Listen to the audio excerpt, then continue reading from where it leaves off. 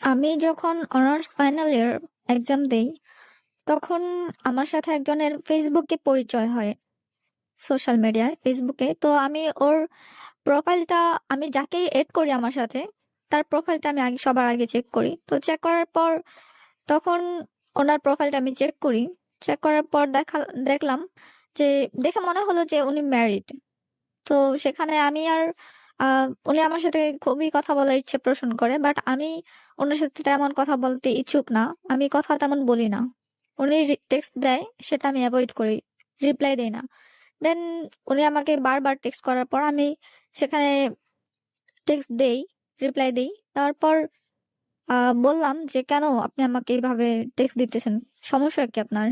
তো এক পর্যায়ে উনি বলে যে, আমার সাথে কথা বলতে খুব ইচ্ছা করছে। আমার প্রোফাইলে আমার কোনো ছবি ছবি দেওয়া নাই, জাস্ট আমার চোখের ছবি দেওয়া ছিল।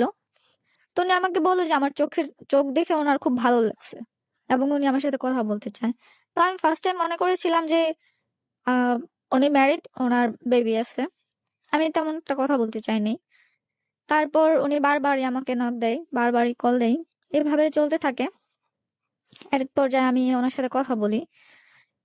কথা বলার পর উনি বলে যে উনি আমার সাথে দেখা করতে চায়।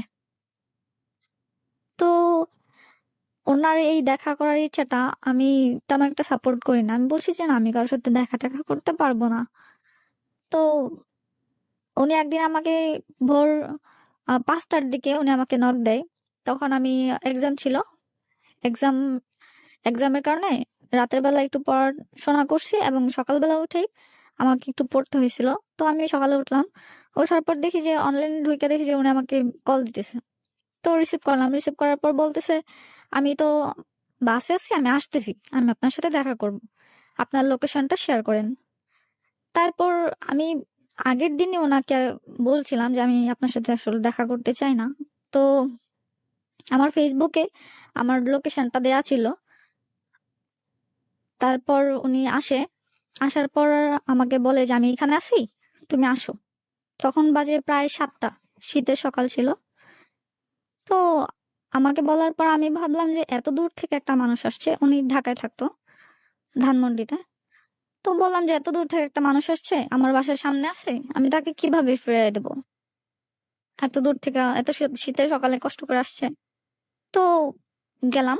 যাওয়ার পর দেখলাম কিছু চকলেট নিয়ে আমার জন্য দাঁড়ায় আছে। তারপর আমি বললাম যে, আপনি কি সে? তো উনি আমাকে বললো যে, হ্যাঁ, আমি আপনার জন্য ওয়েট করতেছিলাম। তারপর দেখা হলো, কথা হলো। তো ওনাকে আমি বললাম যে, দেখেন, এরকম পাগলামি করার কোনো মানে হয় না। আপনি এত সকালবেলা কেন আসছেন আমার কাছে? এত সকালে আসার কোনো মানে হয় না। আপনি প্রায় বলতে গেলে ব্ল্যাকমেল করে এখানে আসছেন। আমি তো আপনাকে আসতে বলি নাই। তারপর সে বললো, আচ্ছা ঠিক আছে, সরি, আপনি বললাম এখন চলে যাই। বললাম যে, এত কষ্ট করে আসছেন, দেখা করবেন, আচ্ছা ঠিক আছে, আপনি আমাদের এলাকায় আসছেন, ঠিক আছে, বসেন, এক জায়গায় বসি। তারপর বসলাম। বসার পর উনি আমাকে বললো যে, আহ, আমি আসলে তোমাকে অনেক ভাল লাগে, তোমার সাথে রিলেশন করতে চাই। তো আমি বললাম যে, আপনি আমাকে কখনো দেখেন না, আজকে ফার্স্ট দেখলেন, আর কখনো কথা হয় না। এই 2-1 দিনের কথার মধ্যে আপনি আমার সাথে রিলেশনে যেতে চাচ্ছেন। তো আপনি কি জানেন যে আমার বাসা থেকে যে আমাকে বিয়ের জন্য প্রেশার দেওয়া হইতেছে? আমার এক্সাম শেষ হলে আমাকে বিয়ে দিবে। আমাকে অ্যাকচুয়ালি রিলেশনে যাওয়াটা আমার পক্ষে সম্ভব না। তারপর উনি আমাকে বলল যে, দেখো, আমি তো বিয়ে করব, আমি তোমাকে বিয়ে করব, কিন্তু আমার একটু টাইম লাগবে, আমার একটু জবে জয়েন করব, দেন আমি তোমাকে বিয়ে করব। আমি বলছি যে, আপনি যদি বিয়ে করেন তবে বিয়ে করবেন, বাট আমি কোনো রিলেশনে যেতে পারবো না।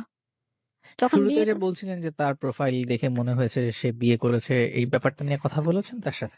হ্যাঁ, এই ব্যাপারটা, এই প্রোফাইলের মধ্যে ওর ভাগ্নি সহ ওর কিছু ছবি ছিল। তো দেখে আমি ওনাকে জিজ্ঞেস করেছিলাম যে, এগুলা কি হয় আপনার? তো উনি আমাকে বলেছিল যে, ওটা ভাগ্নি হয় ওকে, সম্পর্ক। ঠিক আছে। তারপর? তারপর আমি বললাম যে, আমার পক্ষে বিয়ে ছাড়া আমার সাথে কোনো রিলেশনে আমি যাব না। আমার পক্ষে রিলেশন করা সম্ভব না। তো আমাকে বলল যে, আমি বাসায় যাব, বাসায় যেয়ে, আমি তো ঢাকা থাকি, আমি বাসায় যাব, আমি বাসায় যেয়ে আমি আমার ফ্যামিলির সাথে কথা বলবো। তো আমি বলছি যে, আচ্ছা ঠিক আছে, তা ফ্যামিলির সাথে কথা বলেই আপনি আমার সাথে কথা বলেন, এর আগে আপনি আমাকে নক দিবেন না। তো ওই দিন কথা বলে চলে আসছি, বাসায় চলে আসছি। বাসায় চলে আসার পর উনি আমাকে বলতেছে যে, "দেখো আমার তোমার সাথে মিট করেও প্রচুর ভালো লাগছে তোমাকে। ২-১ দিনের কথা যে একটা মানুষ এতটা ভালো লাগতে পারে আমি আগে কখনো রিয়ালাইজ করি নাই।" পরে আমি বললাম, "দেখেন আমি নরমাল যেরকম ওরকমই। আমি সাধারণভাবে চলতে খুব পছন্দ করি।" তারপর উনি আমাকে রিলেশনের প্রপোজাল দিতেই থাকে। তো আমি বলছি যে, "দেখেন আমার পক্ষে রিলেশন করা একদমই পসিবল না।" তো উনি কান্নাকাটি করে বলে যে, "দেখো তোমাকে আমার এত ভাল লাগছে, তুমি কেন আমাকে ফিরাই দিতেছো?" তারপর আমার সাথে আবার মিট করার কথা বলে। তো মিট করার কথা বললে আমি বলছি, "আচ্ছা ঠিক আছে।" মানে উনাকেও আমার ভালো লাগছিল। যার কারণে উনি 2nd টাইম আমাকে বলার পরে আমিও বলছি, "আচ্ছা ঠিক আছে, তো মিট করেন।" তারপর 2nd টাইম মিট করি। মিট করার পর যাই। আমি আমার রাস্তায় একটু লেট হয় যেতে। আমি ওখানে প্রেজেন্ট হওয়ার আগেই দেখি উনি আমার জন্য ওয়েট করতেছিল। তো দেখার পর ভাল লাগলো যে কেউ আমার জন্য ওয়েট করতেছে। লাইফে ফার্স্ট টাইম। তো ওইখানে কিছুটা সময় থাকি আমরা। থাকার পর দেখা করি, কথা বলি, কিছুক্ষণ গল্প করি। আমি বললাম যে, "দেখেন, আমার বাসা থেকে এক্সামটা শেষ হওয়ার সাথে, সাথেই আমাকে বিয়ের জন্য প্রেশার দেওয়া হবে। আর আপনি যদি সত্যি আমাকে ভালোবেসে থাকেন, তবে অবশ্যই ব্যাপারটা আপনি আপনার ফ্যামিলিকে জানান।" তো উনি আমার কাছ থেকে টাইম নেয় যে, "এই উইকে তো যাব না, সামনের উইকে বা সামনের মাসে" এরকমভাবে টাইম নেয়। তো বলার পর আমি আর কিছু বলি না। এভাবে চলতে থাকে রিলেশন। তো আবার এরকমই মিট করতে চায়। মিট করতে চায়, আমিও যাই, দেখা করি। এরকম ৩-৪ বার মিট করার পর আমার কাছে মনে হলো যে ব্যাপারটা ডিপলি চলে যাচ্ছে। আরো মানে আমি চাইছিলাম না যে কোনো রিলেশনে যাই। বাট মনে হয় এটা একদম রিলেশনেই চলে যাচ্ছে। এরকম মিট করতে, করতে। তো দেখা করি, কথা বলি। আমার প্রশ্নটা হচ্ছে যে আপনার দিক থেকে আপনি এতক্ষণ অব্দি যতটুকু বলেছেন এর মধ্যে আপনি বেশ কয়েকবার তার সাথে দেখা করে ফেললেন। হ্যাঁ, তো এই যে দেখা হচ্ছে, সাক্ষাৎ হচ্ছে, তো আপনি তার সাথে তাকে ভালো লাগছে না বা তার সাথে আপনি সম্পর্কে যেতে চাচ্ছেন না, তারপরেও কেন বারবার দেখা করছেন? না তাকে আমার ভালো লেগেছে। বাট তার সাথে আমি বলছি যে রিলেশন আমি করব না। কিন্তু দেখা হয়েছে ঠিক আছে। ফ্রেন্ডলি আমরা দেখা করেছি। ভালো লাগছে। যদি সে আচ্ছা। আমাকে বিয়ে করে তবে আমি রিলেশনের ক্ষেত্রে যাব। ও আচ্ছা, মানে আপনার তাকে লাভের ভালো রিলেশনে লেগেছে। যাব। হ্যাঁ, তো তাকে আমার ভালো লেগে গেছে। ওকে, গ্রেট। তার সাথে আপনার বয়সের ডিফারেন্স কেমন ছিল? তার সাথে আমার বয়সের ডিফারেন্স ছিল ৪-৫ বছর। ওকে, ঠিক আছে। তারপর? তারপর সে আমার কাছ থেকে টাইম নেয়। টাইম নেওয়ার পর তো আর এরকমই টাইম নিতে থাকে। এরকম হইতে, হইতে ৩-৪ মাস চলে যায়। কিন্তু সে আমার সাথে মিটও করতেছে, আবার আমার কাছ থেকে টাইমও নিতেছে। আর এতদিনে আমি রিলেশনের দিকেও কিছুটা আগাই গেছি। তার প্রতি ভালো লাগাটা আরো বেড়ে গেছে। আর আমার বাসা থেকে তখন যখন রিলেশন প্রায় ৩ মাস, তখন আমার বাসা থেকে বিয়ের জন্য অনেক প্রেশার দেওয়া হয়। তো একটা বিয়ের সম্বন্ধ নিয়ে আসে আমার একটা রিলেটিভ। তো আমি ওকে জানাই ব্যাপারটা, "দেখো আমার বাসা থেকে তো এরকম বিয়ের জন্য প্রপোজাল আসছে, তো আমি কি করবো এখন?" তো সে আমাকে বলে যে, "আমি তো একটা জব খুঁজতেছি, তুমি একটু টাইম নাও।"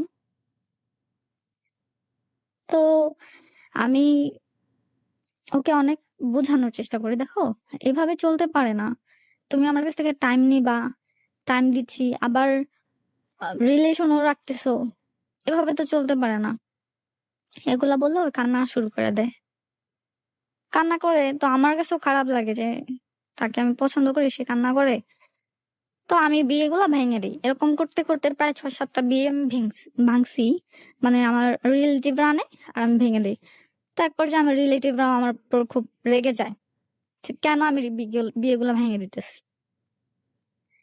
তারপর আমি ওকে আ ও এক পর্যায়ে কি হলো, লাস্ট ও আমাকে বলতেছে কি যে, "দেখো আমার পক্ষে তো এখন বিয়ে করা সম্ভব না। আমি তো কিছুই করতে পারতেছি না।" কান্না করে আবার এগুলাও বলে। তা আমি বলি, "কান্না করো কেন? তুমি যখন রিলেশনটা চাচ্ছ না তোকে তো কান্না করার কোনো মানে হয় না। আর রিলেশনটা চাচ্ছ না আমি তোমাকে আগেই বলছি, বিয়ে না করলে রিলেশনের কোনো প্রয়োজন নাই। আর এখন ন্যাকামি শুরু করছো।" তারপর সে আমাকে আ বলে যে, "দেখো আমি এখন কি করব?" পরে আমি বলছি, "আচ্ছা তাহলে আমার বিয়েগুলাই বা কেন ভাঙলা? তুমি তো জানোই যে তুমি আমাকে বিয়ে করতে পারবা না। তো আমার বিয়েগুলা কেন ভেঙে দিলা?" এরকম কান্নাকাটি করতো আর আমি বিয়ে ভেঙে দিতাম তোমার কথায়, ফ্যামিলি থেকে ওর সময় নিতাম। পরে ও কিছু বলে না, একদম চুপ হয়ে গেছে। পরে আমাকে বলছে আচ্ছা দেখো আমরা একটা ডিসিশনে যাই, তুমি এক কাজ করো, তুমি আমার সাথে মিট করো। তারপর মিট করি আমরা, যেখানে প্রায় মিট করি ওখানে, একটা পাবলিক প্লেস। তো মিট করার পর ওকে আমি বলি দেখো, বোঝার চেষ্টা করো, লাইফে তো অনেক কিছু করতে পারবা, আমি তোমাকে সাপোর্ট করব, সমস্যা নেই, আমরা দুজন মিলে জব করব। কিন্তু এখন একটা রিলেশনের মাঝখানে তুমি আমাকে ছেড়ে চলে যাবা। আর তাছাড়া আমি তো তোমার জন্য অনেকটা কালার হয়ে গেছি, ফ্যামিলির কাছে, আশেপাশের মানুষের কাছে অনেকটা কালার হয়ে গেছি। আমার বিয়ে সম্বন্ধ আসে আমি ভেঙে দেই, এটা নিয়ে তো অনেকে অনেক কথা বলে। এখন আমি কোথায় যাব বলো তো? তো কিছু বলে না, চুপ করে থাকে। তখন আমি কান্না করতেছিলাম প্রায়। তো আমি বলছি দেখো, তুমি যে এরকম কান্নাকাটি করতে থাকো, তুমি কিছু বলো না, আবার এরকম কান্না করতে থাকো, আমাকে একটা সলিউশন দাও না, আমার তো মরা ছাড়া কোনো উপায় নাই। এটা যখন বললাম তখন সে আমাকে বললো কি, চলো আমরা আজকে বিয়ে করব। তো আমি বলছি যে আজকে বিয়ে বিয়ে করবা? দেখো তুমি তোমার ফ্যামিলিতে একটা মাত্র ছেলে, আমিও আমার ফ্যামিলিতে একটা মাত্র মেয়ে, আমার বাবা মারও তো স্বপ্ন আছে। তো বললো যে সমস্যা নাই, আমরা পরবর্তীতে গার্জিয়ানকে জানায় অনুষ্ঠান করে বিয়ে করবো। আমি বলছি আচ্ছা ঠিক আছে। তো এটা বলার পর তাকে নিয়ে আমরা মানে আমি আর সে দুজনেই কোর্টে যাই, দেন কোর্ট ম্যারেজ করি। তো কোর্ট ম্যারেজ করার পর আমরা এখান থেকে চলে আসি। সে তার মতো ঢাকা থেকে আসছিল, ঢাকায় চলে গেছে, আমিও আমার বাসায় চলে আসছি। সেদিন প্রায় সন্ধ্যা হয়ে গেছিল। তো সে আমাকে বাসে উঠে দিল, আমি চলে গেলাম। বাসে ওঠার কিছুক্ষণ পরে সে আমাকে কল দিল। কল দিয়ে বলতেছে দেখো, আহ রাগারাগি করার কোনো দরকার নাই, ঝগড়াঝাটির কোনো দরকার নাই, তুমিও মন খারাপ করো না, আমিও মন খারাপ করবো না। আহ বিয়ে যখন হয়ে গেছে তবে আর কি, তুমিও আমাকে ক্ষমা করে দিও, তোমার সাথে একটু রিঅ্যাক্ট করছি, আমিও তোমাকে ক্ষমা করে দিছি। তারপর আমরা যে যার মতো বাসায় চলে যাই। তো আমার বাসায় তখন প্রায় পৌঁছতে অনেকটা সময় লেগে যায়, রাত হয়ে যায়। তো আম্মু আব্বু এদিকে টেনশনে আছে আমি কোথায় গেছি। পরীক্ষা চলতেছিল মাঝখান দিয়া, পরীক্ষার মাঝখানে তো আর কোনো কলেজ খোলা থাকে না। তো কোথায় গেছি সেটা নিয়ে টেনশন করতেছিল। এক পর্যায়ে বাসায় যাই, বাসায় যাওয়ার পর আমার সাথে ওরা দুজনেই রাগারাগি করে। তো তখন আমি মানে ওকে ফোন দেই, মানে যার সাথে আমার বিয়ে হয়েছে আমি তাকে ফোন দিই। ফোন দেওয়ার পর আমি বলি যে দেখো, বাসা থেকে তো অনেক ইয়ে করতেছে, ঝামেলা করতেছে, আহ আমরা সেপারেশন হয়ে যাই, হ্যাঁ। তো বলার পরে ও আমাকে বলে তুমি কি মজা করতেছো? তোমার একটু, আমরা বিয়ে করছি আজকে, আজকেই বলো সেপারেশন হয়ে যাবো, সেটা কি মানে তুমি কি আমার সাথে মজা করতেছো সিরিয়াসলি? আমি বলছি যে না দেখো কি বলবো। পরে ও আমাকে বললো কি, ঠান্ডা মাথায় চিন্তা করো, কি করবা, লাইফে বিয়ে কি মানুষ বারবার করে, একবার করে। আমি ওকে আর কিছু বলি নাই। তো আমি তখন মানে ভাবতে পারছি এরকম যে সে মনে হয় আমাকে সত্যি অনেক ভালোবাসে, নতুবা সেপারেশনের কথা বলছি, সে আমার সাথে এত ঝগড়া করতেছে। তারপর আমি আমার আম্মুকে বলে দিই যে, আম্মু আমি একটা ভুল করছি, আমি তো ওকে বিয়ে করে ফেলছি। পর আম্মু বলতেছে চিনি না জানি না তুই কাকে বিয়ে করলি। তারপর ছবি দেখালাম, তারপর পুরো ডিটেলস আমি বাসায় জানালাম, মানে আম্মুকে জানালাম। তো আম্মু তো শুই না, মানে আমার সাথে তো ঝগড়া, ঝগড়া বলতে আমাকে প্রায় মারছে, মারধর করছে। আর 3-4 দিন প্রায় খাওয়া দাওয়া ছিল না বাসায়। আমিও খাওয়া দাওয়া করি নাই, কারণ আমার আম্মু আমার সাথে কথা বলে নাই, ফ্যামিলির কেউ আমার সাথে কথা বলে না। তো আমার 2 ভাই, ওরাও কথা বলে না, আমিও মানে কিছু বলতে পারি না। আমার ভাইয়েরা কিছু জানে না, কিন্তু বুঝতে পারছিল যে বাসায় কিছু একটা হয়েছে। তারপর আমি ওকে ফোন দেই 3 দিন পরে, মানে 3 দিনের আগে ওর সাথে আমার ওই দিন রাতেই, রাত 9টার দিকে কথা হয়েছিল। তো আমি ওকে বলি যে দেখো, এখনো তো কেউ জানে না, কি করবে বলো তো, তুমি তোমার ফ্যামিলিকে আদৌ বলতে পারবা? তো ও আবার ওর বোনদের অনেক ভয় পায়, ওর ফ্যামিলিতে ও একটা ছেলে, ওর বাবা নাই। তো ও আবার ওর বোনদেরকে প্রচন্ড পরিমাণ ভয় পায়। তো তো আমি বলছি, দেখো তুমি তো তোমার ফ্যামিলিতে বলতে গেলে মনে হয় হাত পা কাইপা পড়ে যাবা। তো এটা শোনার পরও হাসে।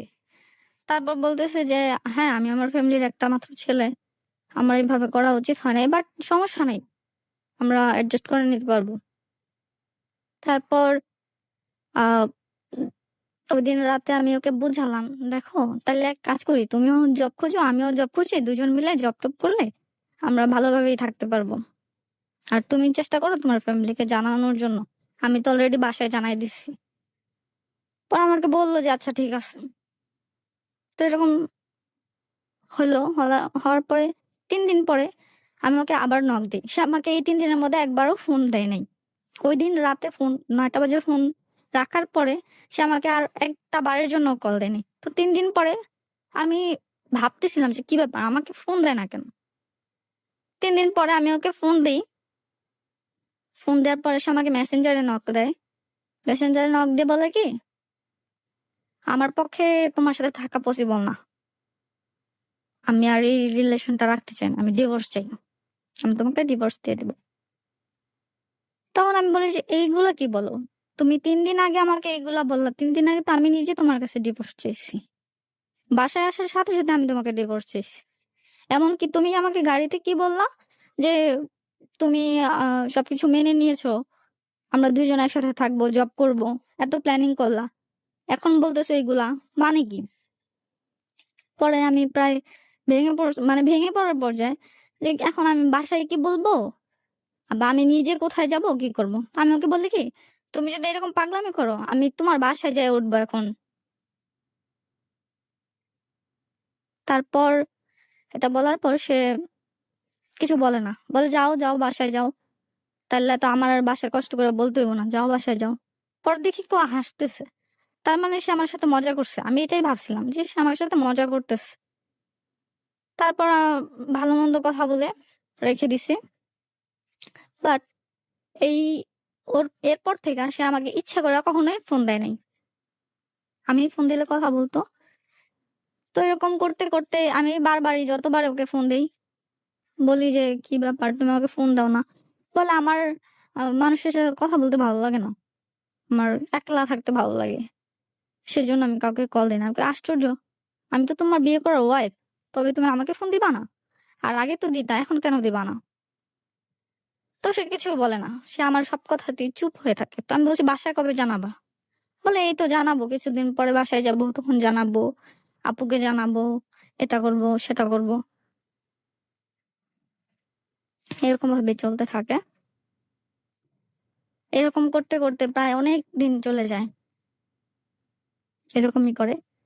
তো এক পর্যায়ে আমার বাসা থেকেও আমাকে প্রেসার দিতেছিল যে এখনো তো কেউ জানে না, সেপারেশন হয়ে যাও।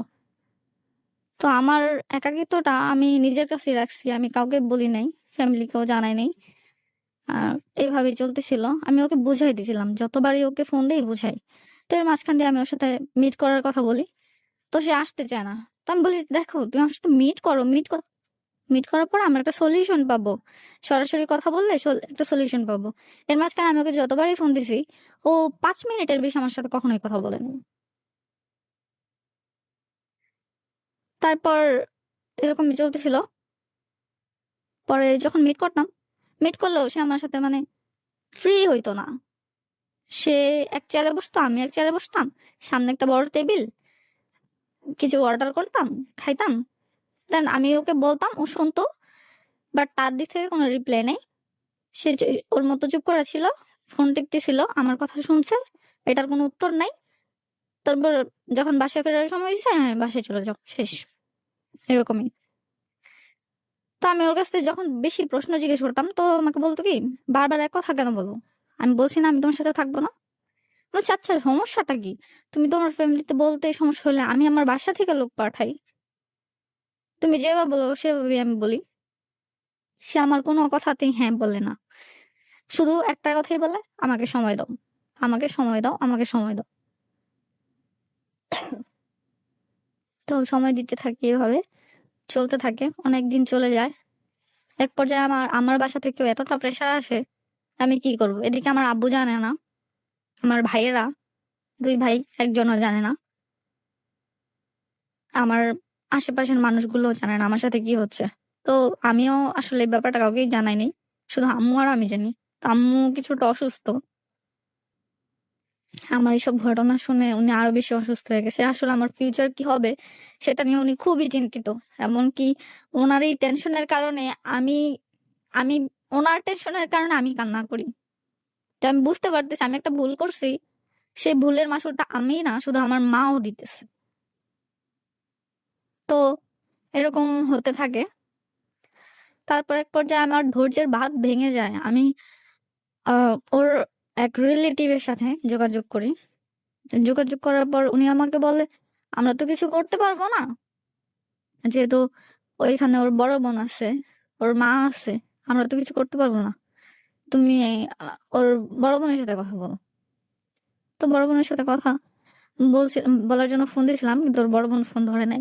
তারপর ভাবতেছি কি করব, তাহলে কি আমি ওখানে যাই?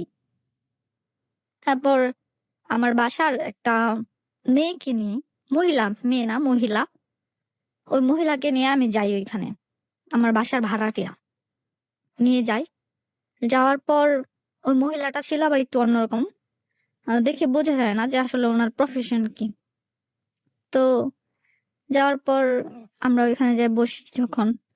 বসার পর ও বাসায় ছিল, বাট আমাকে ফোনে বলছিল যে সে বাসায় নেই, সে ঢাকায়। তারপর আমি এখানে যাই। যাওয়ার পর ওকে ডাকা হয়। আমি ড্রয়িং রুমে বসেছিলাম, ও ঘুমাইছিল তখন। ডাকে সে উকি দিয়ে আবার সে রুমের দরজা বন্ধ করে ফেলে, আমাকে দেখে তো রুমের দরজা বন্ধ করে ফেলে। তারপর আমি বুঝতে পারছি সে আমার সামনে আসবে না। তো এর মধ্যে ওর বড় বোনকে ফোন দেওয়া হয়। বড় বোনের জামাই আসে, মানে ওর দুলাভাই, ওরা আসে। আসলে ওদের সাথে কথা হয়। তো ওর বড় বোনটা এরকম, মানে অহংকারে মাটিতে পা পড়ছিল না, এরকম একটা অবস্থা।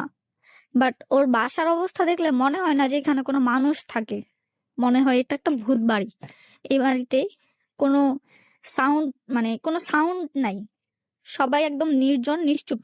এখানে যে কোনো মানুষ আছে সেটা কেউ বুঝতে পারবে না। তো আশেপাশে মানুষের কাছে যখন জিজ্ঞেস করি ওদের বাসার অ্যাড্রেস, যে এই বাড়িটা কি ওনাদের না, তো সবাই বলে যে হ্যাঁ এই বাড়িটা ওনাদের, এই বাড়িতেই ওরা আছে। আমি বলি, এখানে কোনো সারা শব্দ নেই, এখানে যে মানুষ এসে কেউ বুঝবে না। তো সবাই বলতেছে এটা তো পাগলের বাড়ি। মানে কি পাগলের বাড়ি বলতে? ওরা তো সমাজ বোঝে না, ওরা তো মানুষের সাথে মিশতে পারে না। তারপর এটা শুনে আমি আসলে কিছুটা অবাক হয়ে যাই, এরকম আবার হয় কি করে? একটা মানুষ আশেপাশের মানুষের সাথে কথা না বলে থাকে কি করে?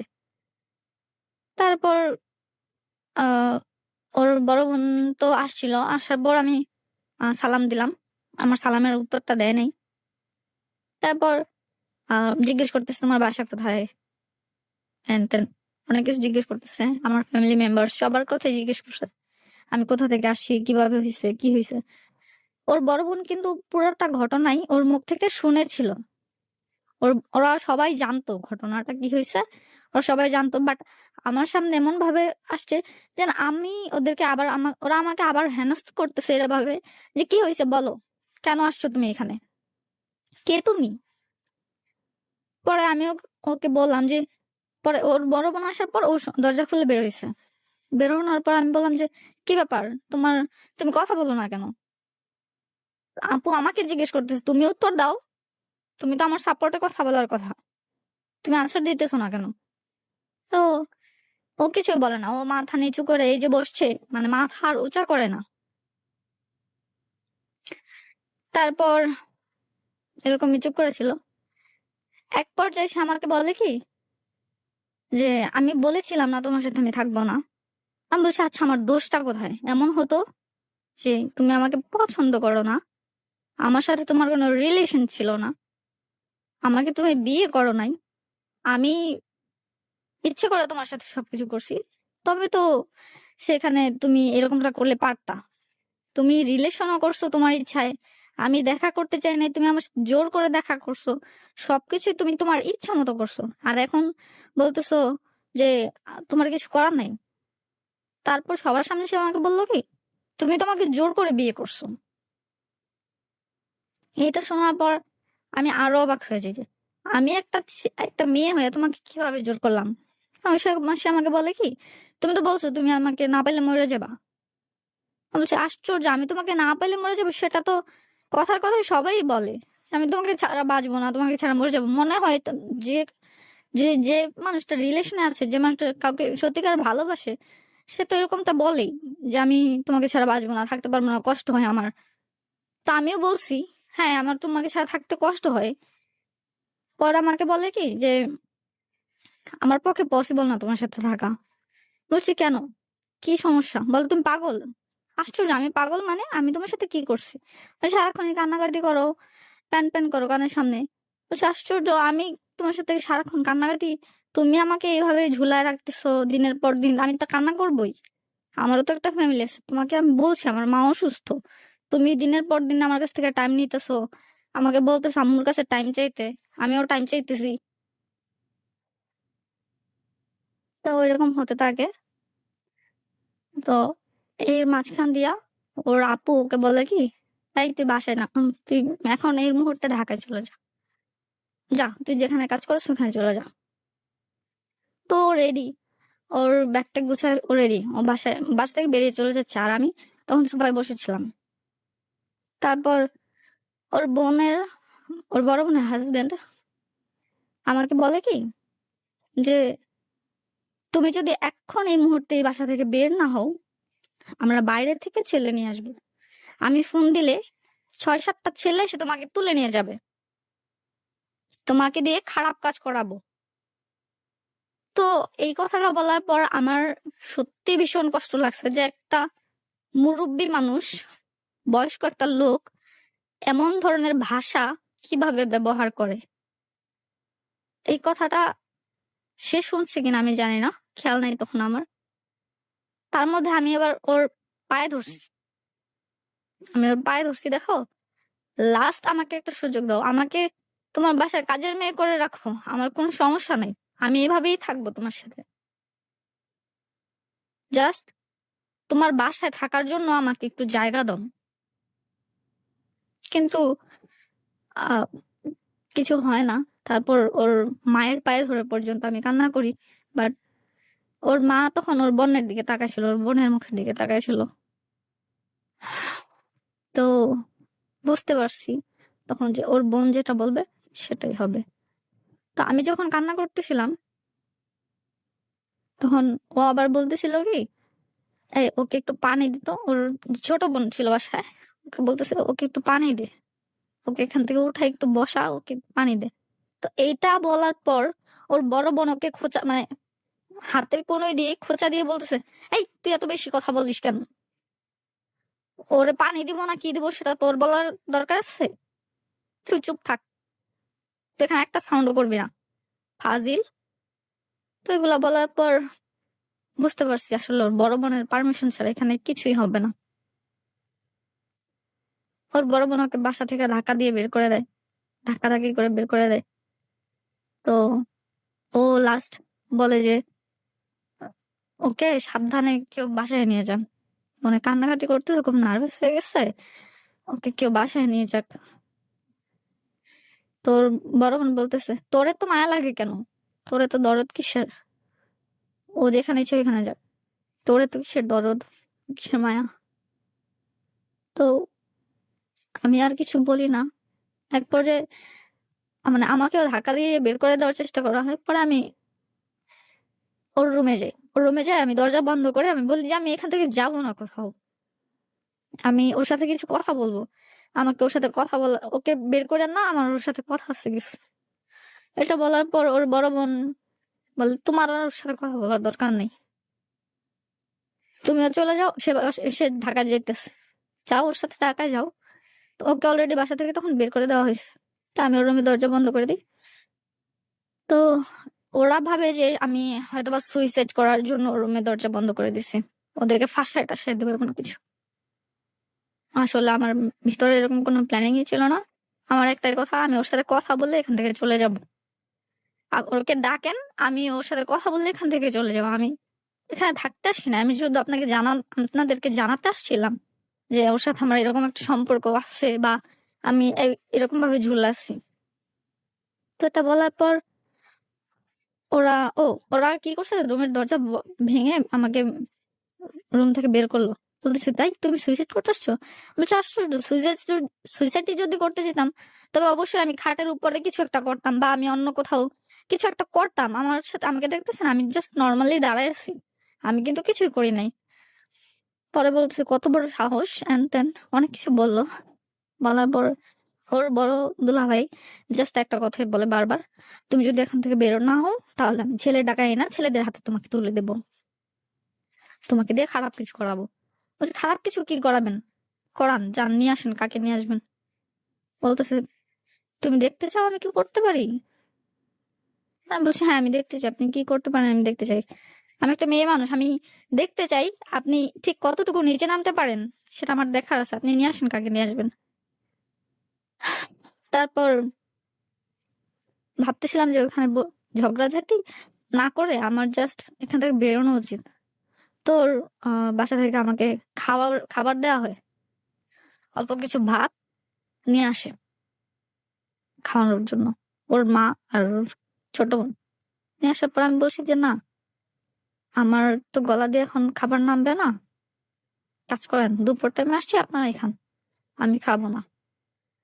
এটা বলার পর আমি ওর মাকে হাতে ধরে বলি যে, আপনার সন্তান, আপনি যদি, আপনি মা, আপনি যদি চেষ্টা করেন অনেক কিছুই হবে, আবার অনেক কিছুই হবে না। আপনারও তো মেয়ে আছে, হ্যাঁ হয়তোবা ওদের সবার বিয়ে হয়ে গেছে, ওরা সুখে শান্তিতে সংসার করতেছে। আপনি একটা মেয়ে, আপনি একটা নারী, আপনার ভিতরে তো কিছু একটা ফিল হয়, তাই না? আপনি হাজবেন্ড ছাড়া ছিলেন এতদিন, আপনার ছেলে মেয়েদেরকে মানুষ করছেন, লাইফে অনেকটা সময় পার করে আসছেন। আমার জীবনটা নষ্ট করে দিন না, আপনি চাইলে অনেক কিছু করতে পারেন। তো এটা বলার পর ওর মা বললো কি, আমার আসলে কিছু করার নাই, ওর বোনের কথা শুনে, তো ওর বোন যা বলবে তাই হবে। এটা বলার পর আমি আর কিছু বলি নাই, ওখান থেকে চলে আসি। আসার পর সে আমার সাথে যোগাযোগ টোটালি অফ করে দিছে। আমি যে নাম্বার দিয়ে ওকে কল দিতাম, নাম্বারটা ব্লক, সাথে সাথে নাম্বারটা ব্লক। তার মধ্যে যত SMS দিতাম, একটা মেসেজও দেখতো না, রিপ্লাই নাই, কিছু নাই। তারপর আমি যেখান থেকে বাসায় আসছি, আসছি কি নাই, নাকি অন্য কোথাও গেছি, কি হয়েছে না হয়েছে কিছুই জানে না সে। এক পর্যায়ে একদম অনেক দিন পরে সে আমাকে, ঈদের দিন রাতে সে আমাকে কল, তারপর সে আমাকে কল দিল। কল দেওয়ার পর আমি ওকে সাথে সাথে কল ব্যাক করি, কিন্তু কল ব্যাক করার পর সে আমার কলটা আর ধরে না। পরের দিন 11টা বাজে আমি আবার ওকে কল দিই। কল দেওয়ার পর সে আমাকে বলে যে, কেমন আছো, কি অবস্থা তোমার? আমি বলছি, এতদিন পরে আমাকে কল দিতে ইচ্ছে করলো তোমার, আচ্ছা তুমি কি কারণে আমাকে ফোন দিয়েছো সেটা বলো। আমাকে বললো যে, আমার মনে হয়েছে যে আমি একটা ভুল করতেছি, আমি আবার তোমার কাছে ব্যাক করি। আমি বলছি, আচ্ছা তুমি যে আমাকে আমার কাছে ব্যাক করবা সেটা কি তোমার বড় বোন জানে? যেহেতু তুমি তোমার বড় বোনের কথায় ওঠো এবং বসো। তো তাকে এটা বলার পর সে কিছু বললো না, চুপ করেছিল। বলতেছে যে, আমি তো বাসায় কিছু বলি নাই, আমি বাসায় বলবো, আগে তোমার কাছ থেকে শুনি। আমি বলছি, আমার কাছ থেকে কিছু শোনা নাই, আমার কাছ থেকে আগেও ইয়েস ছিল, এখনো ইয়েস। তুমি যেভাবে আমাকে যেখানে রাখতে চাও আমি সেখানেই তোমার সাথে থাকবো, এবং তুমি যদি আমাকে শুধু ভাত খাইয়ে রাখতে চাও আমি তাই করবো, সমস্যা নেই। তো এটা বলার পর সে আমাকে বললো, আচ্ছা ঠিক আছে, আমি বাসায় কথা বলবো। তো আবারও টাইম সে আমার কাছ থেকে নেয়। সে টাইম নেওয়ার পর আমি বলি, এইভাবে তো চলতে পারে না, আবার তুমি টাইম নিতেছো, বলতেছো বাসায় জানাবা বাসায় জানাবা, কিন্তু বাসায় তো তুমি জানাচ্ছ না। বলছে, আমাকে কিছুদিন সময় দাও, আমার আপু অসুস্থ। তারপর আবার কিছুদিন পর বলতেছে আমার আম্মু অসুস্থ। আবার কিছুদিন পর বলতেছে আমি অসুস্থ। তারপর এক পর্যায়ে সে আমাকে বলে, মানে প্রায় যোগাযোগ করার 1.5 মাস পরে সে আমাকে বলে যে সে খুবই অসুস্থ, তার এমন একটা অবস্থা হয়েছে সে তার চিকিৎসা বাংলাদেশেই করাতে পারবে না। তো আমি বলি যে আচ্ছা তোমার যদি চিকিৎসার জন্য টাকা পয়সা লাগে সেটাও আমি আমার ফ্যামিলিকে বলে ম্যানেজ করে দেবো, আমার কোনো সমস্যা নেই, তোমার চিকিৎসার সমস্ত খরচ আমি দেবো, আমি চাকরি করে তোমাকে খাওয়াবো। কিন্তু দেখো, বিয়ে তো মানুষের জীবনে একটাই হয়, আমি চাই না আমার জীবনে আরো একটা বিয়ে হোক। পরে সে কিছু বলে না, চুপ করেছিল। এমনকি আমি ওকে দেখতে যাওয়ার কথা বলতে সে আমাকে ভুল একটা অ্যাড্রেস দিল, ভুল একটা হসপিটালের নাম বললো যে আমি ওই হসপিটালে আছি, আমাকে বারবার ফোন দিও না। তো আমি একবার ভাবি যে মানুষটা এত অসুস্থ, ঠিক আছে আমি ওকে যাই যাই দেখি। তো আমি ওকে কিছু না বললে আমি ওই হসপিটালের ঠিকানায় চলে গেলাম। কিন্তু হসপিটালের বাইরে দাঁড়িয়ে থেকে সারাক্ষণ মানে সারাটা দিন আমি হসপিটালের বাইরে দাঁড়াইছিলাম, ওকে ফোন দিতেছি ও ধরে না ধরে না। এট লাস্ট আমি অন্য আরেকটা ফোন দিয়ে ওকে ফোন দিই, ফোন দিয়ে বলি যে তুমি তো হসপিটালে কত নাম্বার কেবিনে আসছো আমাকে বলো, আমাকে জানাও। সে আমাকে বলে কি যে তুমি কি জানো আমার মার সাথে আমাকে দেখা করা যাচ্ছে না, আমি আমার আম্মুর সাথে দেখা করতে পারতেছি না, আর তুমি এখানে আসছো আমার সাথে দেখা করতে, এখন এই মুহূর্তে চলে যাও। আমি বলি আশ্চর্য, আমি এত দূর থেকে আসছি, সারাদিন আজকে রোদের মধ্যে দাঁড়াইছিলাম শুধু তোমাকে একটু দেখবো বলে, তুমি অসুস্থ। পরে সে বলে যে না তুমি চলে যাও, আমি তোমার সাথে দেখা করবো না। তারপর চলে আসি, বাসায় চলে যাই। তো হসপিটালে যাওয়ার আগে আমি আম্মুকে বলে গেছি যে আম্মু ওনার কি খুব অসুস্থ, আমার অ্যাকচুয়ালি ওকে দেখতে ইচ্ছে করতেছে, যে আমি এতদিন পর সে আমার সাথে যোগাযোগ করলো, আমি ওকে একটু দেখে আসি। তো আম্মু বললো কি আমিও যাবো তোর সাথে, আমি ওকে দেখবো, ওর সাথে তো আমারও কখনো দেখা হয় নাই, আমি ওকে দেখি। তো আমার ভিতরে আগে থেকে একটা কনফিউশন ছিল যে যে মানুষটা কথায় কথায় মিথ্যে কথা বলে, যে মানুষটা আমাকে এতদিন ধরে ঘুরাচ্ছে, আমি ওর সাথে দেখা করতে যাব, হসপিটালে যাব, সে যে আদৌ আমার সাথে দেখা করবে তার কোনো শিওর নাই। যদি শিওর হতো তবে আমি অবশ্যই আম্মুকে সাথে করে নিয়ে যেতাম। তারপর আমি আর আম্মুকে আম্মুকে জানাই যে আমি যাব, কিন্তু কবে যাব সেটা জানাই না। আম্মুকে না জানাই আমি ওর সাথে যাই দেখা করতে, কিন্তু সেখান থেকে আমি ফিরে আসি। সেখান থেকে আমি বাসায় আসি, আসার পর আমি ওকে বলি আদৌ কি তুমি হসপিটালে ছিলা? তো সে আমাকে বলে যে হ্যাঁ আমি অসুস্থ, তোমাকে বারবার বলতেছি, আমি কি মিথ্যা কথা বলতেছি? আমি অসুস্থ নিয়ে কি মিথ্যা কথা বলবো? তারপর আমি আর ওর সাথে ঝগড়া করি না। কিন্তু এর 3-4 দিন পরে আমি অন্য আরেকজনের কাছ থেকে জানতে পারি যে আসলে সে অসুস্থ না, সে তখন হসপিটালে ছিল না, সে ছিল তখন তার বাসায়। কিন্তু সে আমাকে ভুল একটা ঠিকানা দিচ্ছে যেন বারবার ওকে বিরক্ত না করি, বারবার ওকে যেন এটা বলি না, যেন ওর বাসায় জানায়। তো আমি ওকে ফোন দেই, আবার ফোন দেওয়ার পরে বলে আমি যে তুমি তো বাসায়, তুমি বাসায় থেকে তুমি বলছো তুমি হসপিটালে, আমি তোমার সাথে দেখা করতে গেছি, এতটুক পর্যন্ত তুমি আমাকে কেন হয়রানি করলা? তো সে কিছু বলে না, চুপ করে থাকে। তো এক পর্যায়ে বলে সে তুমি আমাকে হসপিটালে দেখতে গেছো, আর আমি বাসায়, এই কথা তোমাকে কে বললো? আমি বলছি আমি জানতে পারছি, কারোর কাছ থেকে আমি জানতে পারছি যে তুমি আদৌ হসপিটালে ছিলে না, বাসায়। আমাকে বলে কি যে দেখো আমি আসলে হসপিটালে ছিলাম, তোমাকে কে ভুল ইনফরমেশন দিচ্ছে, আর আমি বাসায় জানাবো, কিন্তু তুমি আমার বাসায় আমার এর মধ্যে আমি যখন ওর বাসা থেকে চলে আসছিলাম তখন ওর বোন, তারপর ওর বাসার আশেপাশের অনেকের নাম্বার নিয়ে আসছিলাম, ফোন নাম্বার। তো আমি ওকে বলি যে আচ্ছা আমি কি তোমার বোনের সাথে কথা বলবো? পরে বলে তুমি কি আমার বোনকে ফোন দিতে চাচ্ছ এখন? তোমার ফোন আমার বোনকে ফোন দিয়ে জানতে চাও যে আমি আদৌ হসপিটালে ছিলাম কিনা? বলছে না, এটা জানতে চাই না, আমি এটা তোমার বোনকে জানাতে চাই যে তুমি আমার সাথে আবার কথা বলতেছো, আবার যোগাযোগ করতেছো, এটা আমি আবার জানাতে চাই। তো সে আমাকে বলে জানা তোমার জানাতে হবে না, আমি নিজেই জানাবো, তোমাকে যা বলছি তুমি তাই করো। তার 1 সপ্তাহ পরে সে আমার কাছে কিছু টাকা চায়। তো কিছু টাকা চাওয়ার পরে বলে যে প্রায় 1 লাখ টাকার মতো ওর লাগবে, খুব দরকার। তো আমি বলছি যে 1 লাখ টাকার মতো লাগবে। পরে আমাকে বলতেছে কি যে দেখো আমি তো টাকাটা ম্যানেজ করতে পারতেছি না, কি করবো এখন? তো এতটা হতাশ হয়ে যায়, আর আমি ওর প্রতি এতটাই উইক, গাধার মতো ওর কথায় আমি বলি যে আচ্ছা ঠিক আছে টাকা আমি ম্যানেজ করে দিব। তো আমি ব্যাপারটা আম্মুর সাথে শেয়ার করি। আম্মুর সাথে শেয়ার করার পর আম্মু আমার প্রতি খুবই দুর্বল। যার কারণে আম্মুর সাথে শেয়ার করার পর আম্মু বলতেছে, ঠিক আছে টাকা আমি ম্যানেজ করে দিব, তুই ওকে বল টেনশন না করতে, ওকে বলিস টেনশন না করতে, টাকা ম্যানেজ করে দিতেছি। তারপর ওর অ্যাকাউন্ট নাম্বার দেয়, অ্যাকাউন্ট নাম্বার দিলে আমি ওই অ্যাকাউন্ট নাম্বারে টাকা পাঠাই দিই। আম্মুর কাছ থেকে টাকা নেই, ব্যাংক থেকে টাকা তুলে ওকে টাকা পাঠাই দিই। পাঠাই দেওয়ার পর জিজ্ঞেস করি টাকা পৌঁছাইছে কিনা। সেটাও আমার ওকে ফোন দিয়ে জিজ্ঞেস করতেছে যে তোমার কাছে কি টাকাটা গেছে। কিন্তু সে একবার ফোন ধরে মানে ফোন দিয়ে ইচ্ছে করে বলে নাই যে আমার কাছে তো টাকা চলে আসছে, তুমি টেনশন করো না, সেটা বলে নাই। তো তারপর কিছুদিন পর আহ, চলতে থাকে। আমি আর ওর কাছে টাকা পয়সা চাই নাই, কিছু চাইনি। তো ও ইচ্ছে করে আমাকে কিছু ওইখান থেকে অর্ধেক টাকা প্রায় দিয়ে দেয়, প্রায় অর্ধেক টাকাই আমাকে দিয়ে দেয়।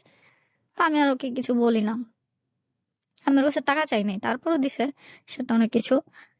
তারপর আমি ওকে আর কিছু বলি নাই, না বলার পরে এরকমই চলতে থাকে। আমি বলি তুমি কি বাসায় বলবা না?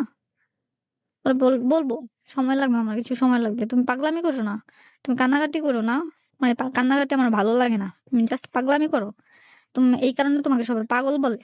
আর সবাই পাগল কোথায় বলে? আমাকে তো শুধু তোমার ফ্যামিলি থেকে পাগল বলে, আর তুমি পাগল বলো। আর সেটা হচ্ছে আমার ইমোশন নিয়ে তোমরা খেলতেছো, আমার ইমোশনটা হচ্ছে তোমাদের কাছে পাগলামি। তারপর আমি আর কিছু বলি না, ওখানে ফোন রেখে দিই। তো একবার ফোন দিতে থাকে, ফোন দিতে থাকে, পরে সে আমার ফোনটা ধরে না। তো এরকমই চলতে থাকে। তোর কোনো একভাবে জানতে পারি সে একটা জব নিছে, নতুন একটা জব নিছে, জব পাইছে, সে জবটা করতেছে। কিন্তু এর মধ্যে সে আমাকে ফোন দেয়ও নাই, আমার ফোন ধরেও না, আমার নাম্বারটা ব্লক লিস্ট করে রাখছে। এমনকি আমি যে যে নাম্বার দিয়ে ওকে ফোন দিতাম সব নাম্বার ব্লক লিস্ট করা। সে আমার ভয়েস শোনার সাথে সাথে ফোন কেটে নাম্বারটা ব্লকে ফেলাই দেয়। তো আমি ওর যেখানে জব করে সেখানে অ্যাড্রেস নিয়ে আমি ওইখানে যাই। ওখানে যাওয়ার পর ওর সাথে আমি দেখা করি। সে তো আমাকে দেখে প্রায় অবাক হয়ে গেছে। জব মানে ওই অফিসে জব করে আমি অফিসটা কিভাবে চিনলাম, অফিসে কিভাবে গেলাম, একদম নিখুঁত ভাবে ওই অফিস পর্যন্ত আমি কিভাবে পৌঁছালাম, সে কিছুটা, কিছুটা না অনেকটাই অবাক হয়ে যায় আমাকে দেখে। দেখার পর আমি ওকে বলি যে তুমি কি আদৌ আমাকে নিবা না? পরে বলতেছে কি, না আমি তোমাকে নিতে পারবো না। আর পরে আমার রাগ উঠে যায়, আমি বলছি টাকাটা তো ঠিকই নিতে পারছো, এখন আমাকে নিতে কষ্ট হচ্ছে, টাকা নিয়ে তো ঠিকই চলতেছে। তো এটা বলার পর কি, আচ্ছা ঠিক আছে তোমার টাকা আমাকে ফেরত দিয়ে দেবো। আমি বলছি কবে ফেরত দিবা? এতদিন ধরে ঘুরাইতেছো আমাকে, নিবা নিবা, এখন আসছি এখন বলতেছো টাকা ফেরত দিয়ে দিবা, আমাকে নিবা না। আমার সুবিধা তো তুমি ঠিকই নিছো, আমার সুযোগের সদ্ব্যবহারটা তো তুমি ঠিকই করছো সব জায়গাতেই। এটা বলার পর সে আর কিছু বলে না। তারপর আমি বাসায় চলে আসছি। তো ওর সাথে দেখা করতে গেছি, এই ব্যাপারটাও আমি বাসায় জানাই যায়নি, কারণ আমি যতবার বাসায় জানায় যাব ততবারই আমার আম্মু একটা অপেক্ষায় থাকবে যে আমি কি নিউজ নিয়ে আসি, আমি বাসায় আসা কি বলি, যে আদৌ কি সে তার ফ্যামিলিকে জানাইছে, বা সে কি আমাকে বলছে যে সে আমাকে নিয়ে থাকবে বা কিছু। আম্মুকে, আম্মু অবশ্য কিছুটা বুঝতে পারছে যে একটা মানুষ যদি মন থেকে কিছু করতে চায় তবে এতটা ঘুরায় না। সে তো আমাকে অনেকটা ঘুরাইতেছে, তার মানে সে চায় না আমাকে। তো ওখান থেকে আসার পর আমি আর ওর সাথে যোগাযোগ করি না, যোগাযোগ পুরো এটাই অফ করে দিছি। কিন্তু এক পর্যায়ে জানতে পারি সে বিয়ে করছে, বিয়েটাও আমার টাকাতেই করছে। যে টাকাটা আমার কাছ থেকে ধার নিছিল ওই টাকা দিয়ে সে বিয়ের অনুষ্ঠান করছে। তারপর আমি ওকে আর কিছু বলি নাই, ওইখানেই ওর সাথে আমার যোগাযোগ বন্ধ। বাট তারপর আমি ওকে বলছি যে তো আমাকে তুমি ছেড়ে দিছো, আমার পেপারটা কোথায়? আমাকে বলে পেপারটা তো আমি পাঠাই দিছি। আমি বলছি পেপার আমি পাই নাই, তুমি পেপার পাঠাইছো আমি পাই নাই। ও বলছে আচ্ছা ঠিক আছে, তুমি যদি চাও তাহলে এইসব পেপার নিয়ে যেও। আমি বলছি আমি কোথায় যাবো পেপার নিতে? পরে বলতেছে তুমি যেখানে বলবো সেখানে পাঠিয়ে দিবো, তো আমি নিয়ে আসবো। আমি বলছি আচ্ছা ঠিক আছে, যদি আমার কোনোদিন পেপার প্রয়োজন পড়ে তো আমি সেদিন বলবো, তাছাড়া তুমি তো বিয়ে করছো। পরে আমাকে বলে যে না আমি তো বিয়ে করি নাই। বলছে যে তুমি বিয়ে করো নাই, বাট আমি ঠিকই জানি তুমি বিয়ে করছো। তারপর এখান থেকে চলে আসি। চলে আসি, কিছুদিন একা থাকি। একা থাকার পর কিছুটা ডিপ্রেশনে ছিলাম, মন ভালো ছিল না। বাসায় কাকে কি বলবো কিছু বুঝতেছিলাম না, বাসায় আম্মুকেও কিছু জানানো হয় নাই। তো এক পর্যায়ে মানে আমি খুবই ডিপ্রেশনে চলে যাই। আমি আসলে লাইফে কোন দিকে যাব, কি করব সেটা বুঝতে পারতেছিলাম না। তারপর আমার এক খালাতো বোন আমাকে আসে আমাদের বাসায়। আসে, আসার পর কথা বলি ওর সাথে। তো আপু এসে আমাকে দেখে যে আমি সারাক্ষণ চুপচাপ থাকি, কারোর সাথে কথা বলি না, মনমরা হয়ে থাকি। আগের চাইতে আরো বেশি মানে শরীর স্বাস্থ্য সব দিক দিয়ে খারাপের দিকে যাচ্ছে। তারপর আপু কি করলো, আপুর এক ফ্রেন্ড, আপুর পরিচিত এক ফ্রেন্ডের সাথে আপু আমাকে বললো যে কথা বল। আমি বলছি যে না, আমি ওর সাথে কেন কথা বলবো, আর তাছাড়া আমার এখন কার সাথে কথা বলার তেমন কোনো ইচ্ছা নেই, রুচি নাই। মানে মাত্র কিছুদিন আগে তার ঝামেলা থেকে আসছি, কিন্তু আমার এই ঝামেলাটা সম্পর্কে আমার আপুরা কেউ কিছু জানে না, শুধু আম্মু আর আমি জানি। তো আম্মুকেও আমি আমার ওর সাথে যা আমার কি হয়েছে আমি সবকিছু আম্মুকে খুব ডিটেলস বলি নাই। শুধু বলছি যে আহ, জানি না, ও ওর মতো, ওকে ওর আশা ছাইড়া দিছি আমি। শুধু আম্মু যদি কিছু জিজ্ঞেস করতো আমি এতটুকুই বলতাম যে আম্মু আমি ওর আশা ছাইড়া দিছি, আর লাইফে বিয়ে টিয়ে এগুলা নিয়ে এত টেনশন করি না, তুমিও টেনশন করো না, যদি ভাগ্যে থাকে তবে বিয়ে হবে, বাদ দাও ওর কথা। তো এগুলা বললে আম্মু মন খারাপ হয়ে যায়, কারণ আমি, আম্মু বুঝতে পারে যে আমি কিছু একটা সাফার করতেছি কিন্তু কারো কাছে শেয়ার করতেছি না।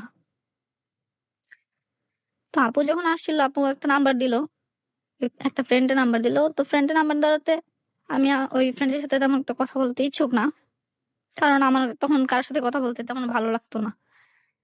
তো একদিন দুপুরে খাইতে বসছি, আপু প্রায় ফোর্স, তুই এখন এই নাম্বারে কল দিবি, এমনকি কল দিয়ে তুই কথা বলে আমার সাথে আমাকে জানাবি যে তুই নাম্বারে কল দিছিস, এবং তোকে যেন পরবর্তীতে আমি কল দিয়ে জানতে পারি যে ওই নাম্বার, ওই লোকটার সাথে তুই কথা বলছিস।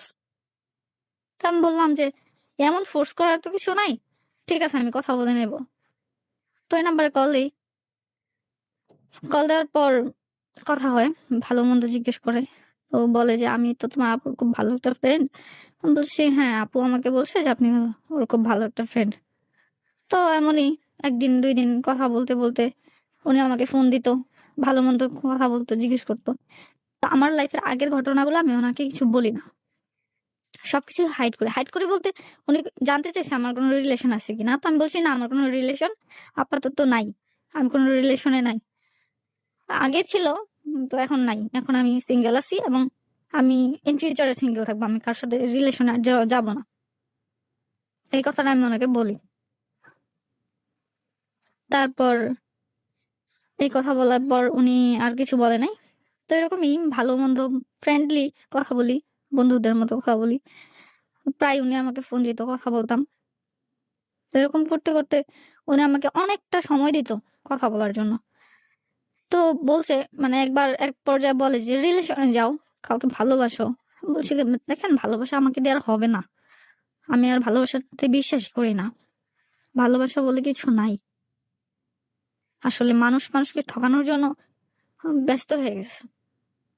তো উনি আমাকে রিয়েলাইজ করে যে না দেখো, ভালোবাসা না থাকলে কি পৃথিবী আছে এখন। তো অনেক কিছু বোঝাইতো, অনেক বলতো। বলার এক পর্যায়ে আমি ওনার সাথে এগ্রি, কথা বলি। হ্যাঁ, ওনার সাথে কথা বলে ভালোই লাগে, উনি আমাকে অনেক কিছু বোঝায়। ওনার সাথে কথা বলতে আস্তে আস্তে ভালো লাগে যে হ্যাঁ, আসলেই তো উনি যা বলছে সবই সত্যি বলছে। ওনার কথা বিশ্বাস করাতে এক পর্যায়ে উনি আমাকে প্রেমের রিলেশন প্রস্তাব দেয়। রিলেশনের প্রস্তাব দিলে আমি ওনাকে বলি যে না, আমি কোনো রিলেশনে যাব না, আমার লাইফে যা হওয়ার তা তো হয়ে গেছে।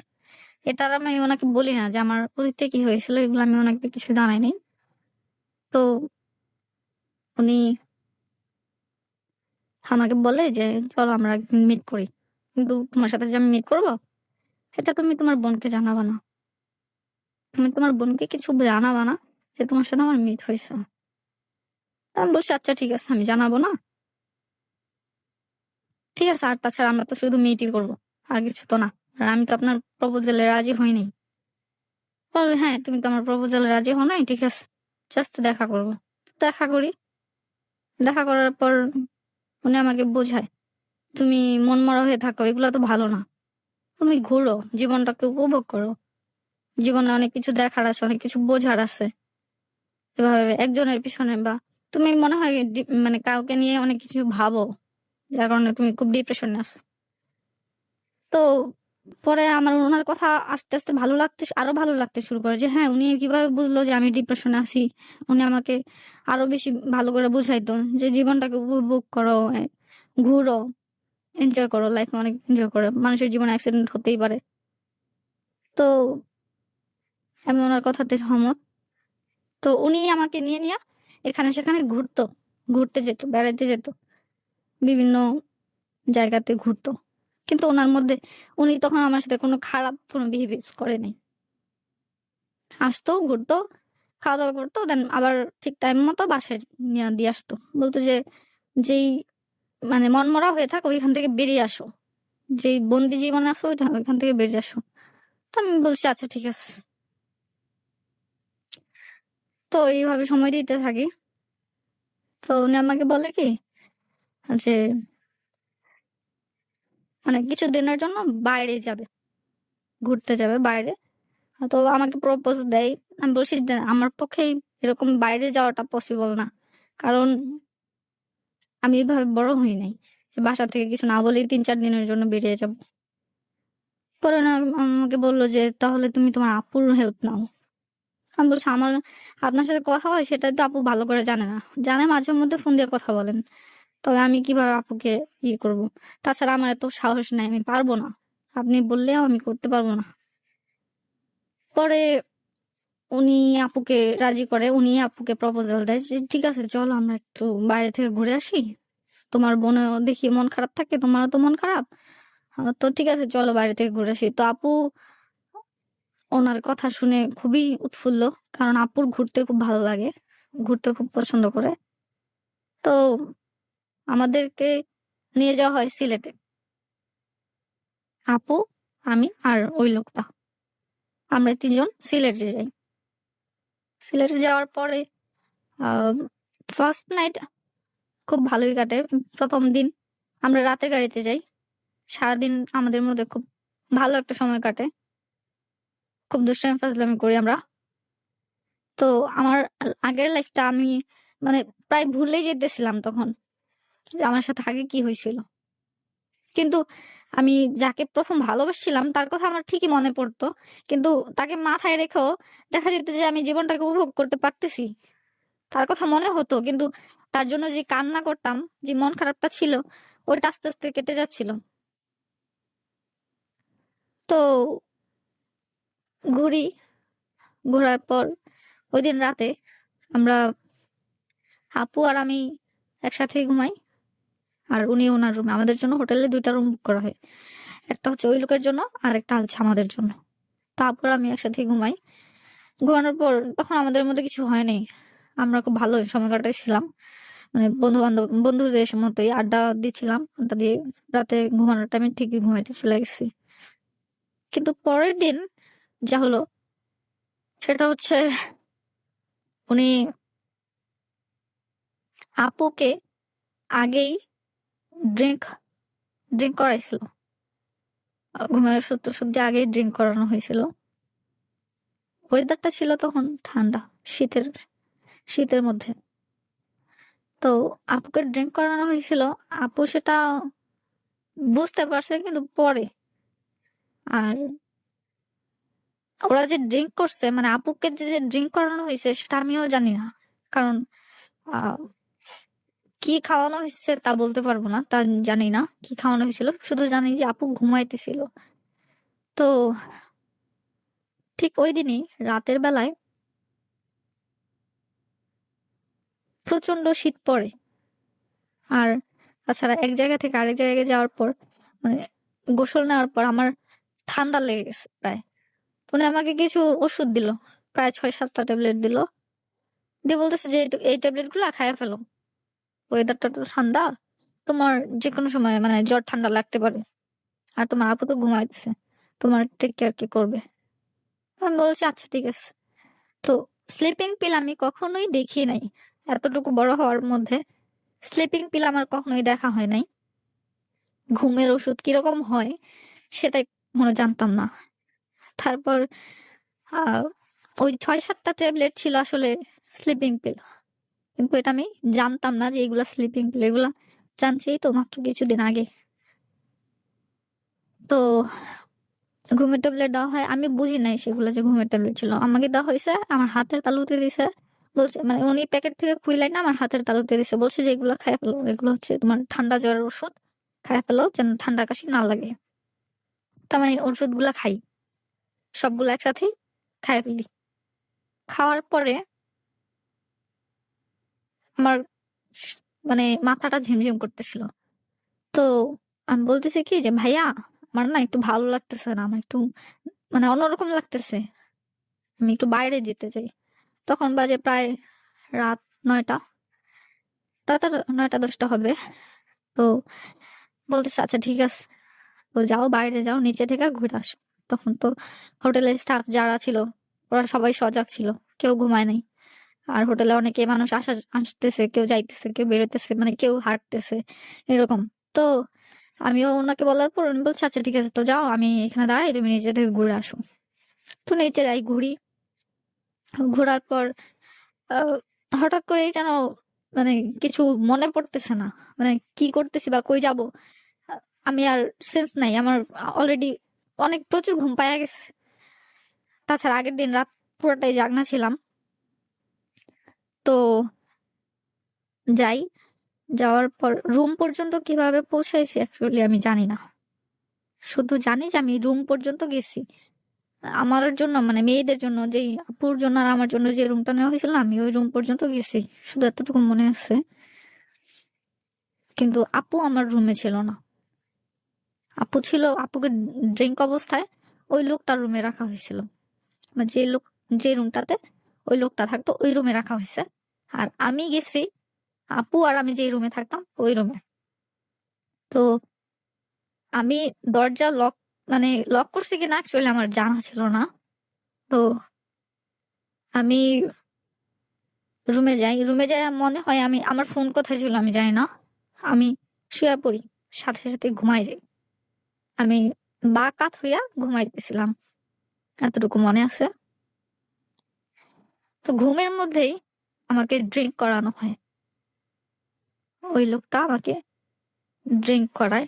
ড্রিঙ্ক করানো, আসলে ড্রিঙ্ক কি জিনিস, এটা খাইতে কেমন লাগে, এটার ফিল কি আমি জানি না, আমি কখনো খাইনি এগুলা। কিন্তু খুব তেতো ছিল, খুব ঝাঁঝালো ছিল। যখন আমার মুখে দেওয়া হইতেছিল আমি তখন বুঝতেছিলাম যে এটা খুব ঝাঁঝালো, যেদিক দিয়ে যাইতেছিল পুরো জ্বলতেছিল, ভিতরে গলা বুক এগুলো সব জ্বলতেছিল, কিন্তু খুব তেতো ছিল। আর তো আমি, তখন আমাকে ড্রিঙ্ক করানো হয়। ড্রিঙ্ক করানোর পর তার আমি এমনিতেই ঘুমেছিলাম, 6-7টা ঘুমের ট্যাবলেট খাওয়ার পর আমি এমনিতেই ঘুমে। তো তার মধ্যে আমাকে আবার ড্রিঙ্ক করানো হয়। তো আমি মানে পুরাই সেন্সলেস হয়ে গেছি। প্রায় হাফ বোতলের অর্ধেক, বেশি অর্ধেকটাকে আমাকে খাওয়ানো হয়। তো আমি বারবার জোর জোর করতেছিলাম যে আমি খাবো না, আমি খাবো না। তো জোর করে যেভাবে হোক আমাকে ঘুমের মধ্যে এগুলা খাওয়ানো হয়েছে। খাওয়ানোর পরে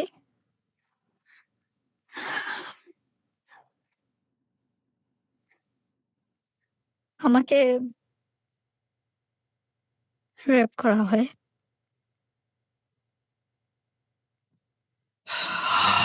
মানে তারপরে কি হলো?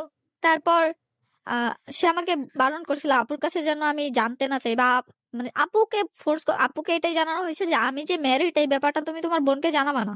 আচ্ছা। তা আপু আমাকে কিছুই জানায়নি। আপু আপু জানায় নাই, কিন্তু আমি অন্য কোনো এক মাধ্যমে জানতে পারছি, মানে আগের দিন, যেদিন আমরা ওইখানে যাই আগের দিন রাতে আমি জানতে পারছি যে উনি ম্যারিড। আর আমার ব্যাপারটা হচ্ছে এরকম যে আমি ওনার ব্যাপারে একটু জানি নি। হ্যাঁ, উনি যেহেতু আমাকে রিলেশনের প্রপোজাল দিছে, আবার এক জায়গায় যাচ্ছি, তো জানার দরকার আছে, কিন্তু জানতে জানতে একটু লেট হয়ে গেছে। সেটা হচ্ছে আমার যদি আগে জানতাম যে উনি ম্যারিড প্লাস এখানে ওনার অন্য কোনো উদ্দেশ্য আছে, তবে আমি অবশ্যই সেখানে যেতাম না। আচ্ছা, তারপর? তো ওনাকে আমি পরের দিন সকালবেলা যখন আমার সেন্স ফিরে, তখন আমি বুঝতে পারি যে আমার সাথে কিছু একটা হয়েছে। হুম।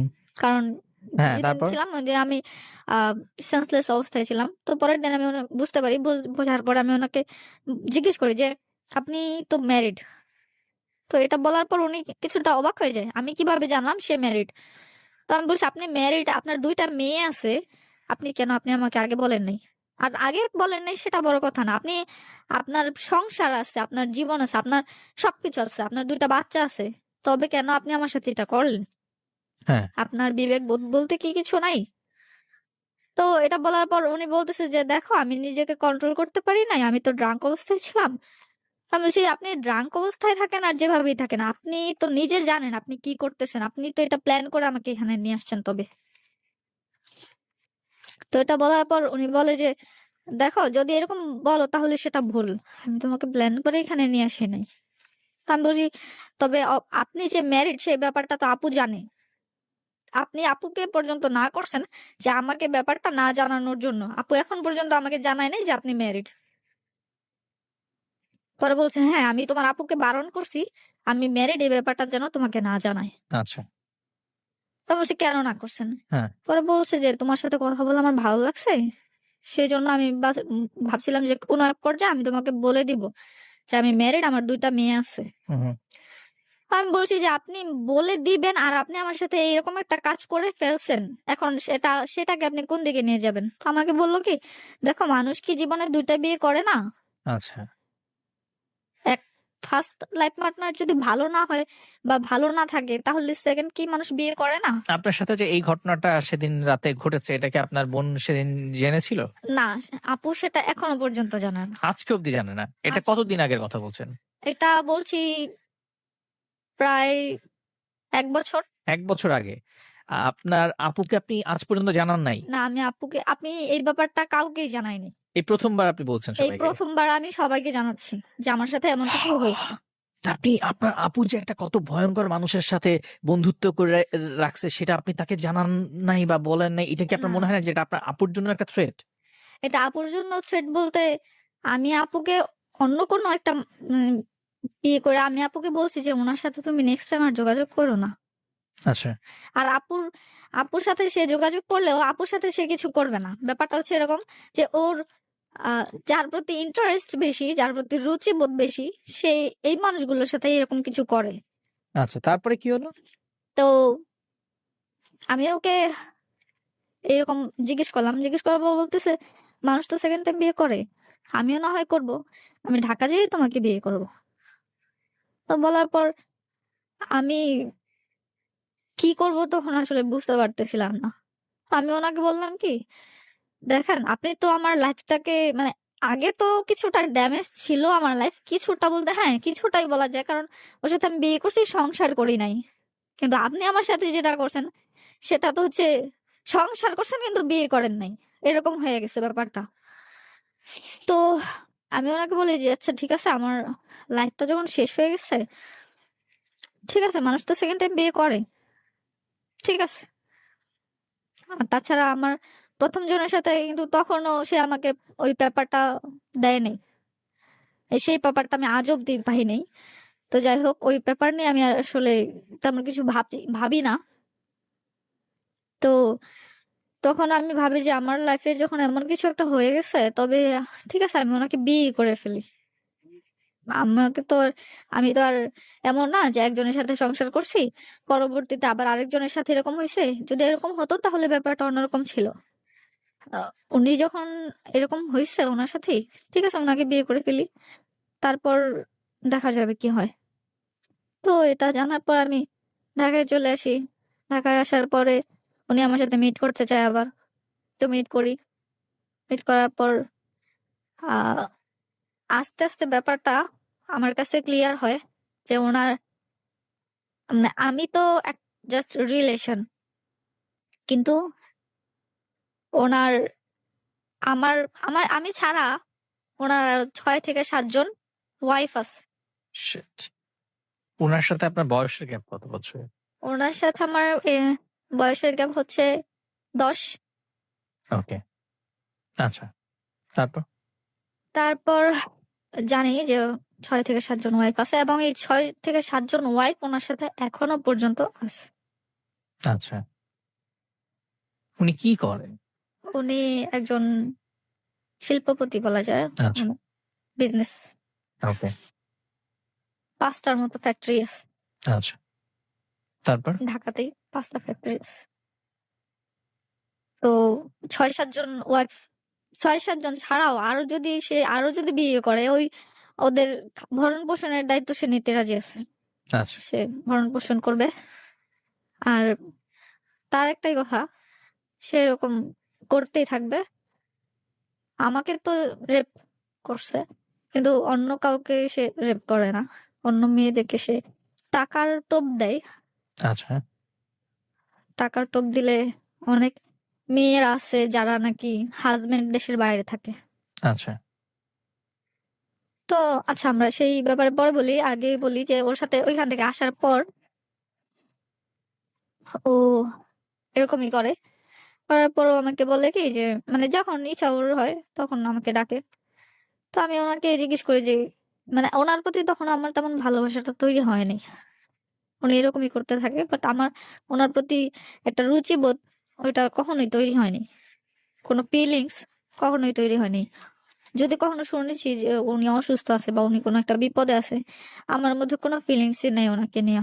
আমি ভাবি যে এইরকম একটা জঘন্য মানুষের সাথে যে আমার এমন একটা বড় ঘটনা ঘটে গেছে, শুধু সেটার জন্য আমার ওনার সাথে সারা জীবন থাকতে হবে, তাছাড়া আর কিছুই না। তো পরে আমি আর ওনাকে কিছুই জানাই না যে উনি আমাকে বলে যে তোমার মধ্যে কি আমার জন্য কোনো ফিলিংস নাই, মায়া নাই? আমি বলি যে হ্যাঁ, মায়া থাকবে না কেন, আছে। তো আমি এইভাবেই কথাটাকে এড়িয়ে যাই। তো চলতে থাকে কিছুদিন। তো সে আমাকে তার এক রিলেটিভের বাসায় নিয়ে যায়, সেখানে আমার সাথে মিট করে। তো মিট করার পর এরকমই করতে থাকে। এক পর্যায়ে সে আমার একটা ছোট বোন আছে, ওই ছোট বোনকে আহ নিয়ে যায় একদিন আমার সাথে। ওই ছোট বোনকে একদিন নিয়ে যাই আমি। নিয়ে যাওয়ার পরে তার রুচিবোধ এরকম যে সে তাকে যাকে দেখেছে তাকে ভালো লেগেছে এবং তার সাথে পরবর্তীতে কন্টাক্ট করার চেষ্টা করছে। তো সে আমার ছোট বোনকে দেখে ওর ভালো লাগছে, কিন্তু সে আমাকে কখনো জানায়নি যে আমার ছোট বোনকে ভালো লাগছে। সে অন্য কোনো ভাবে যোগাযোগ করার চেষ্টা করছে আমার ছোট বোনের সাথে। তো আমার ছোট বোনটা কি করছে, আমাকে কিছু বলে নাই যে ভাইয়া। আমি আবার ওর সাথে রিলেশন, এই ব্যাপারটা আমি আমার এই ছোট বোনকে জানাইছিলাম যে দেখ এরকম এরকম একটা ছেলের সাথে আমার রিলেশন। তো পরে বলতেছে ও আচ্ছা ঠিক আছে। বলছে যে আচ্ছা ঠিক আছে, একদিন দেখা করিও। তো বলতেছে আচ্ছা আমার তো শালি টালি আছে, ওদের সাথে আমাকে মিট টিট করাই দিও না। আমি বলছি, আচ্ছা ঠিক আছে। কিন্তু ওর ক্যারেক্টার যে এত খারাপ তখন আমি জানতাম না, মানে ওর যে 6টা নাকি 7টা ওয়াইফ আছে এগুলো আমি জানতাম না তখন। তো আমি আমার ছোট বোনকে নিয়ে গেছিলাম। নিয়ে যাওয়ার পরে আহ পরে শুনতে পারি যে আমার ছোট বোনের সাথে কন্টাক্ট করছে সে। তো জানার পর এখনো পর্যন্ত সে জানে না যে ও আমার ছোট বোনের সাথে কন্টাক্ট করছে, আমি জানি। বা প্লাস ওর 6-7টা ওয়াইফ আছে সেগুলো আমি জানি। আহ এগুলো সে জানে না, এখন পর্যন্ত সে জানে না যে আমি ওইগুলা জানি। তো ওই ছোট বোনটা একদিন মানে আমার সাথে মাঝখান দিয়ে যোগাযোগ বন্ধ করে দেয়, কথা বলে না। আমি ওকে জিজ্ঞেস করি কি রে, তুই আমার সাথে কথা বলিস না কেন? আমাকে বলে যে এমনি মন ভালো লাগে না তোমার সাথে কথা বলতে, সেই জন্য কথা বলি না। তারপর একদিন ওকে ডাকি, ডাইকা অনেক অনেক কিছু বোঝাই। বোঝানোর পরে at last সে আমাকে বলে যে আপু, আসলে আমি চাই না তোমার জীবনটা নষ্ট হয়ে যাক। তুমি তো অনেক কষ্ট পাও, তুমি অনেক কান্নাকাটি করো, আমি দেখি। আসলে ভাইয়া তোমাকে একদিন ডাকছিল, আমি গেছিলাম। যাওয়ার পর উনি আমাকে প্রপোজাল দিছে।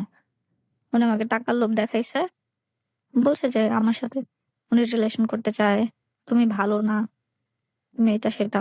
এমনকি আহ তোমার অনেক ভিডিও ওনার কাছে আছে। তো এটা বলার পর আমি আসলে ওকে কিছু বলি না। আমি বলছি কিসের ভিডিও আছে, আন্তাজে বলছে, এগুলো কিছু না। কিন্তু ততক্ষণ আমার ভিতরে একটা ইয়ে চলে আসছে যে হ্যাঁ, যে মানুষটা আমার সাথে এরকম কিছু করতে পারছে, অবশ্যই তার কাছে আমার নিশ্চয়ই কিছু একটা আছে।